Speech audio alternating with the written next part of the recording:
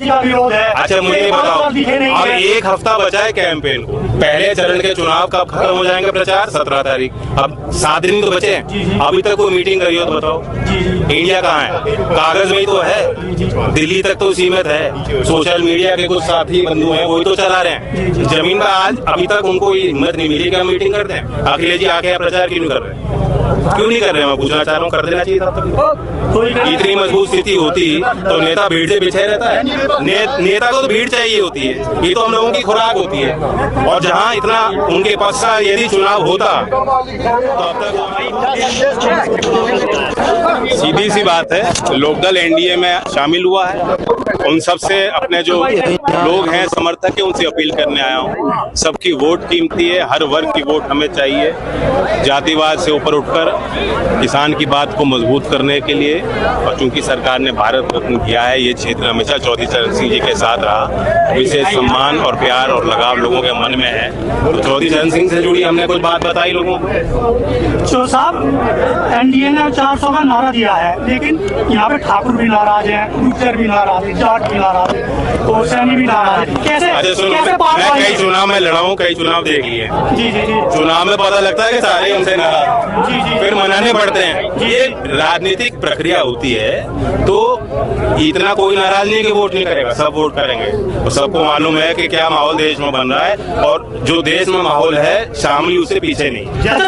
सहारनपुर की रैली में आप नहीं दिखे, प्रधानमंत्री जी की रैली में मैं पहुंच नहीं पाया। आपको किसानों का दुख, बहुत बड़ा दुख है कि आप पार्टी के लोग थे। आज मैं यहाँ हूँ, योगी जी के साथ बागपत में मंच साझा किया।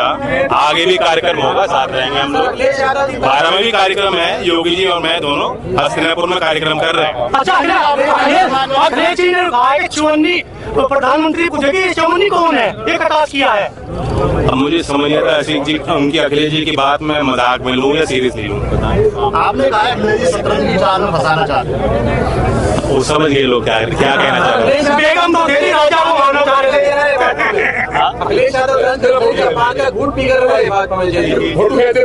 देखिए, जहाँ सम्मान होता है वहीं हम लोग रहते हैं, हमारी आदत का हिस्सा है।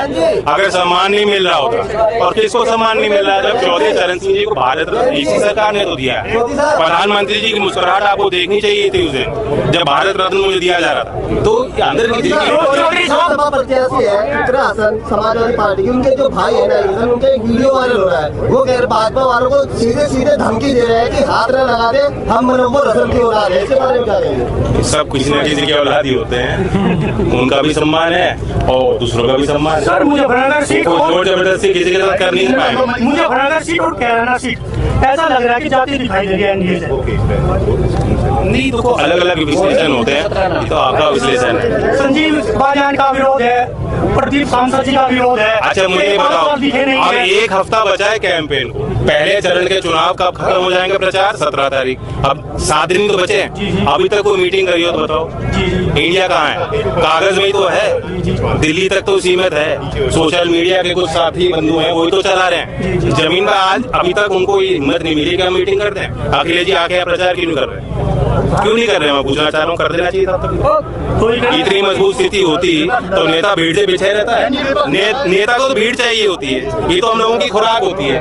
और जहाँ इतना उनके पास का यदि चुनाव होता तो अब तक वहाँ लोगों के बीच नहीं आए होते। तो 400 पार कैसे होगा? जैन मुसलमान भी आईडी से जुड़ा था। नहीं जुड़ा है। अल्पसंख्यक समाज, चाहे वो बहुसंख्यक हो चाहे अल्पसंख्यक हो, हमारी पार्टी उनके लिए, और हमारी लौती पार्टी है जिसने तय किया और सुनिश्चित किया विधायकों के लिए। हमने सीमा बांधी सब विधायकों के लिए। 51% आप अनुसूचित जात में और अल्पसंख्यक वर्ग को देंगे, चाहे सिख हो चाहे मुसलमान हो चाहे जैन समाज के लोग।